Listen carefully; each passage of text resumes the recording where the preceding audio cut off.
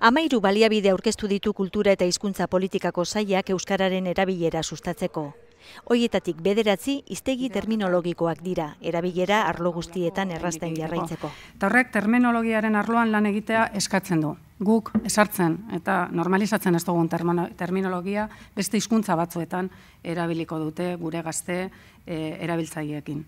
Garraio eta logistika, azokak, ehiza, arrantza, mineralak, sare sozialak eta medikuntza alorretako hiztegiak dira. Menpekotasunen, ihesaren eta traumatologia hiztegiak eta laster hasiko gara lanean kardiologia hiztegiarekin ere. Elujar hiztegiaren azken bertsioa aurkeztu dute eta app berriarekin bilaketak konexiorik gabe egin daitezke. Wikipediaren atzetik euskarazko webgune bisitatuena da. Erabiltzaile edo bisita kopuruak ia 9 milioi izan ziren 2017an eta orrialde ikusiak ia 55 milioi. Hizketa ereduak ere gailu mugikorretarako prestatu dituzte. Euskararen erabilera eguneroko arlo guztietan normalizatu eta zabaltzen laguntzeko tresnak.